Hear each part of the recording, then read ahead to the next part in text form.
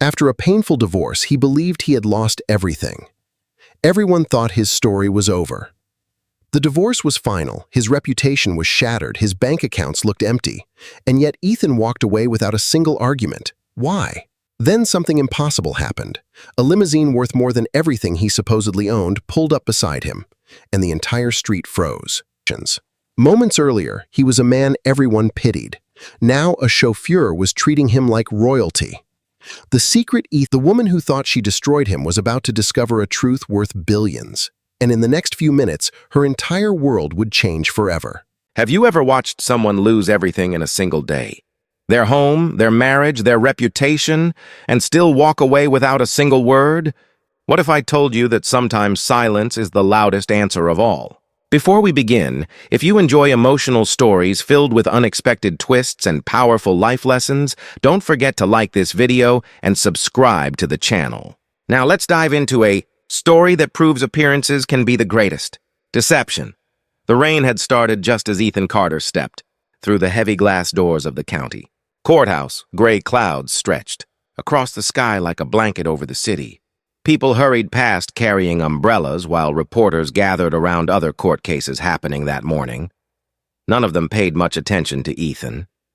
To them, he looked like another broken husband walking away from another failed marriage. His navy blue suit was neatly pressed, but his shoulders carried the invisible weight of years of disappointment. He paused on the courthouse steps, looked up at the sky, and quietly slipped the signed divorce papers into his worn leather briefcase. 20 years. That was how long his marriage had lasted. 20 years reduced to a few signatures. Across the courtyard, laughter echoed. Ethan didn't have to turn around. He recognized that laugh instantly. Olivia, his now ex-wife, she stood beside her. Expensive white SUV surrounded by two friends and her. Attorney champagne glasses sparkled in their hands. It looked less like the end of a marriage and more like a celebration. Olivia smiled as she noticed Ethan standing, alone. "Well," she called loudly enough for everyone nearby to hear. "I hope you're happy with your fresh start." Her friends laughed. "So where are you going now?" Another woman mocked. "Maybe that tiny apartment downtown?" More laughter. Ethan simply looked at them for a brief second. His expression never changed. No anger, no sadness, no revenge, just calm. Then he turned around and walked away. That irritated Olivia more than any argument ever. She had expected tears. She had expected shouting. She wanted him to beg instead. Nothing. Years earlier, Ethan and Olivia had been the couple everyone admired. They met during college. He studied engineering. She dreamed of becoming an interior designer. Neither of them had much money, but together they believed they could build a beautiful future. They rented a tiny apartment with peeling paint and second-hand furniture. Every Friday evening they ordered cheap pizza, watched old movies, and laughed until midnight. Those memories became Ethan's greatest treasures. When Olivia wanted to start her own design company, Ethan supported her without hesitation. He worked overtime, accepted extra consulting jobs, skipped vacations, sold the sports car he'd always dreamed of owning. Every dollar went toward her business.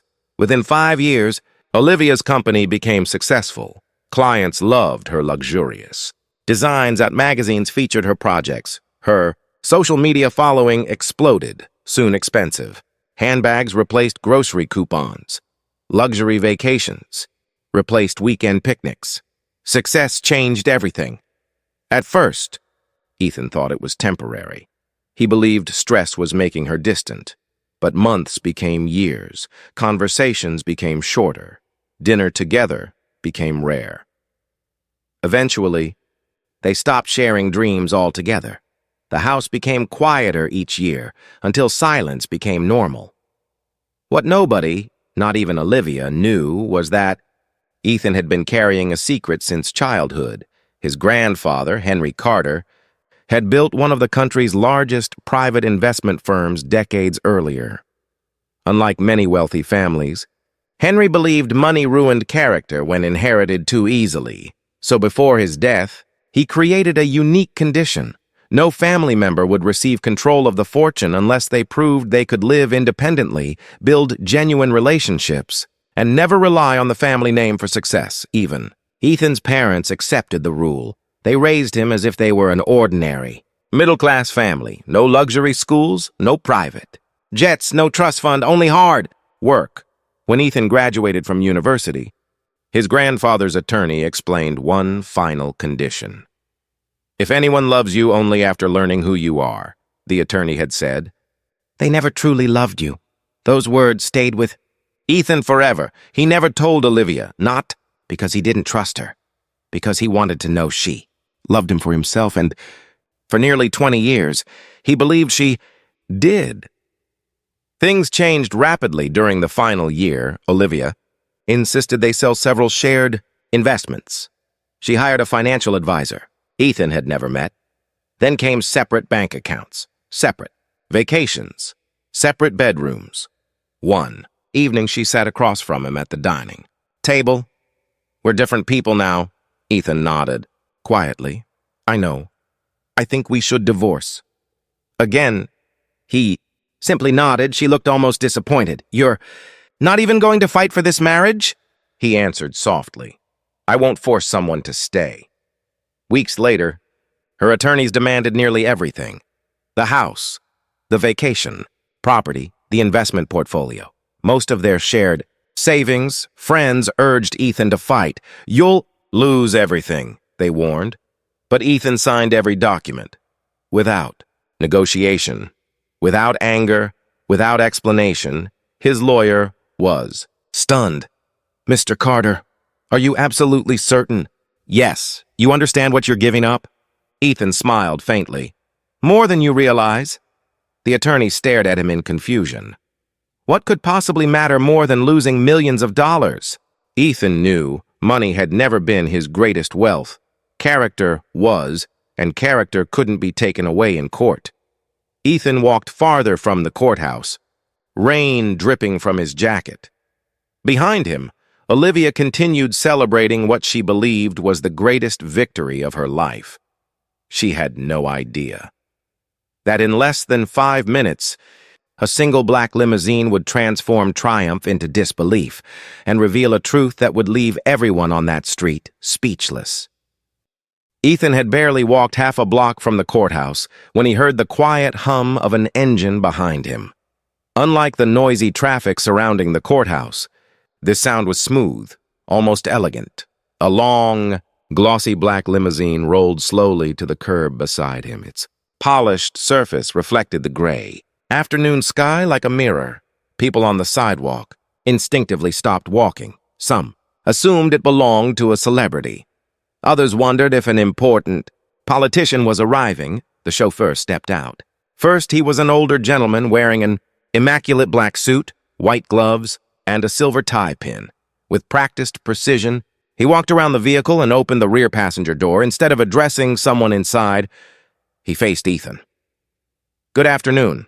"Mr. Carter," Ethan smiled politely. "It's good to see you again." "James."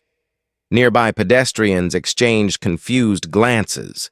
The chauffeur bowed respectfully. "Your grandfather's board has been waiting for you, sir." Across the street, Olivia froze. Her smile slowly disappeared. She nudged her attorney. "Do you know that driver?" The attorney shook his head. "No, but whoever owns that limousine is incredibly wealthy." James held out a dark blue envelope sealed with an embossed silver crest. "The waiting period has officially ended." Ethan accepted it calmly. He broke the seal and quietly read the letter. For the first time all day, he smiled. Not a triumphant smile, not a vengeful smile, a peaceful one. James spoke softly. "The board unanimously voted this morning. Everything is now under your control." Several people standing nearby began recording with their phones. Olivia watched every second. "What is happening?" she whispered. Inside the limousine sat 3 people, a distinguished attorney, a financial advisor, and an elderly woman. Ethan immediately recognized Margaret Sinclair. She had served alongside his grandfather for nearly 30 years. As Ethan entered the vehicle, Margaret stood and embraced him warmly. Your grandfather would be incredibly proud today, Ethan nodded quietly. I hope I earned it. Did much more than that. She handed him a leather folder. Inside were documents transferring ownership of Carter Global Holdings 1. Company, hundreds of subsidiaries. Technology, firms. Commercial real estate, renewable energy. Projects, the international logistics, medical research. Investments, assets spread across dozens of countries. Estimated value, more than $12 billion. Ethan closed the folder without excitement. Money had never impressed him, Margaret noticed. You already knew the number, didn't you? I knew approximately. And yet you still chose to live an ordinary life. My grandfather believed ordinary people teach extraordinary lessons. She smiled. He was right. Outside, Olivia crossed the street toward the limousine. Security politely stopped her. I need to speak to my husband. I'm sorry. Ma'am, my ex-husband, I'm still unable to allow access. Her frustration grew. You don't understand. No, ma'am. I believe I do. The limousine remained parked. Olivia stared through the tinted windows, hoping to catch a glimpse of Ethan. Her friends, who had celebrated only minutes earlier, now stood silently beside her. One of them checked her phone. Oh my goodness. What? People online are identifying that company. Logo. Olivia grabbed the phone. Carter Global Holdings. She had never heard the name before. Seconds later, another search result appeared. Founder, Henry Carter. Estimated. Family fortune over $12 billion. Olivia's face turned. Pale, no! She searched again. Photos appeared. Old magazine articles. Business. Awards. Financial interviews. Then, one image caught her attention. Younger Henry Carter standing beside a teenage Ethan.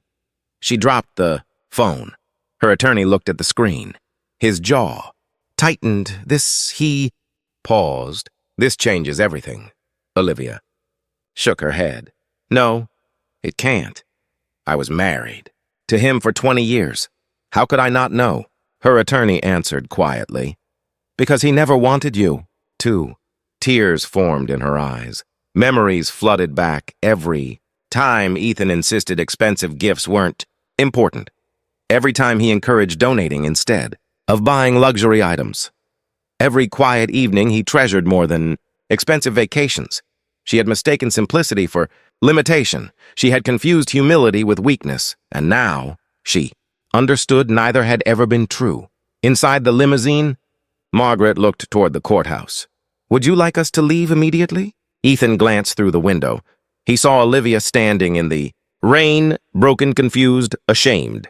He sighed softly. I don't hate her, Margaret nodded. I know, but some lessons can only be learned after choices become permanent. Ethan looked one last time at the courthouse where 20 years of his life had officially ended. Then he spoke. Calmly, let's go. The limousine pulled. Away from the curb, Olivia instinctively ran after it. Ethan! Her voice echoed across the street. He heard her, but he never looked back. For the first time in years, he wasn't walking away from his past. He was finally driving toward his future. The limousine disappeared into the afternoon traffic while Olivia remained standing in the rain, unable to believe what had just happened. For the first time in years, silence surrounded her. Her friends quietly excused themselves. Her attorney offered a few comforting words before walking toward his car. Within minutes, the celebration she had imagined was over. Meanwhile, Ethan sat comfortably inside the limousine. Watching the city pass by, James broke the silence. Would you like to go directly to headquarters, sir? Ethan looked out the window. No, I'd like to visit one place first. 20 minutes later, the limousine stopped in front of a modest neighborhood on the edge of the city. It wasn't a mansion. It wasn't a luxury estate. It was the small apartment building where Ethan and Olivia had lived during the first years of their marriage. The building looked older now. Paint had faded. The tiny balcony where they once shared coffee every morning remained exactly the same. Ethan stepped out and slowly walked toward the entrance. He smiled as memories returned. Back then, they had owned almost nothing, yet somehow, they had been happier than when they later lived in a multi-million-dollar home. Money had changed their surroundings. It had never improved their relationship. Margaret stood beside him. "Do you regret not telling her?" Ethan thought carefully before answering. "No. If someone truly loves you, they don't need to know your net worth." She nodded quietly. "Your grandfather would have said the same." Later that afternoon, Ethan arrived at Carter Global Holdings headquarters. The building towered above the financial district, its glass exterior reflecting the evening sun. Executives lined the entrance. Board members waited respectfully. As Ethan entered the conference room, every person stood. Some had known him since childhood. Others had only heard stories. Margaret addressed the room.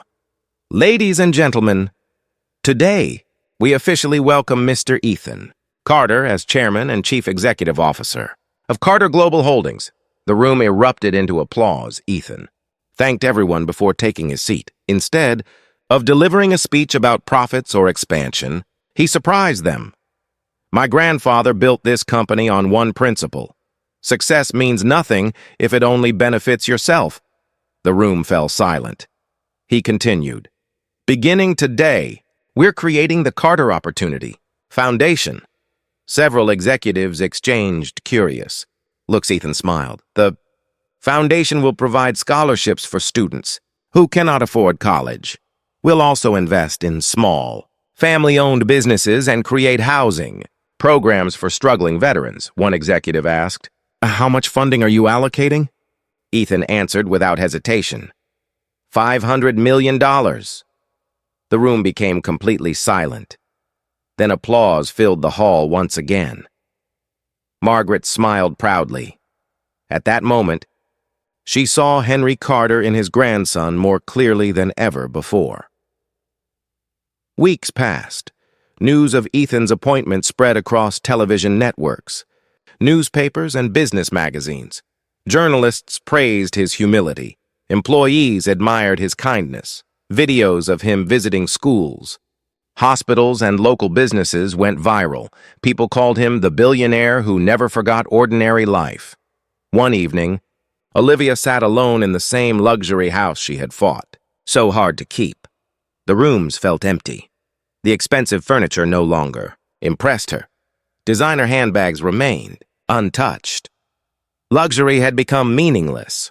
She replayed old family videos. There was Ethan laughing while assembling cheap furniture. There he was helping neighborhood children build bicycles. Another video showed him secretly paying for a stranger's groceries. He had always been generous, not because he was wealthy, because generosity was who he was. Tears streamed down her face. She finally realized the greatest mistake of her life. She hadn't lost a billionaire. She had lost an extraordinary man. Several months later, Ethan attended the grand opening of a new community learning center funded by the Carter Opportunity Foundation. Hundreds of local families gathered to celebrate. Children explored classrooms, filled with books and computers. As Ethan greeted guests, he noticed a familiar face standing quietly near the entrance. Olivia. She looked different there. Were no designer clothes, no expensive jewelry, just a simple blue dress and an expression filled with humility. She approached carefully. "Ethan," he smiled politely. "Hello, Olivia." She lowered her eyes. "I don't expect forgiveness. I only wanted to say I'm sorry. I became someone I never wanted to be." Ethan remained silent. She continued, "I thought success meant money. I forgot that real success is becoming someone worth loving." For a moment, neither of them spoke. Finally, Ethan answered gently, "I truly hope you find happiness." She looked up. "Can we ever start over?" Ethan smiled with kindness rather than bitterness. "Our story ended at the courthouse. But that doesn't mean your future has to end there." He extended his hand. She shook. There was no anger between them, only acceptance. Sometimes closure is the greatest gift two people can give each other. Olivia walked away with tears in her Not because she had been rejected, but because she finally understood the value of what she had, once taken for granted. Months turned into years. The Carter Opportunity Foundation transformed thousands of lives. Students graduated from universities they once believed they could never attend. Small businesses flourished. Families found homes. Communities grew stronger. Whenever reporters asked Ethan about his wealth, he always gave the same answer. The greatest investment isn't in companies, it's in people. As for Olivia, she quietly rebuilt her life. She dedicated her design skills to non-profit housing projects, helping low-income families create homes filled with dignity and hope. She never became part of Ethan's world again, but she carried one lesson with her forever. True love isn't measured by bank accounts. Real character reveals itself when no one is watching, and the people who value you only after. Discovering your wealth never truly valued you at all. Ethan had left the courthouse believing he had lost a marriage. Instead, he gained something far more valuable: freedom, purpose, and the opportunity to honor his grandfather's legacy. Sometimes life closes one door not to punish us, but to guide us toward the future we were always meant to build. If this story touched your heart, remember to like this video, subscribe to the channel, and share it with someone who believes kindness is never wasted. Because in the end, the richest people aren't those who own the most. They're the ones who give the most.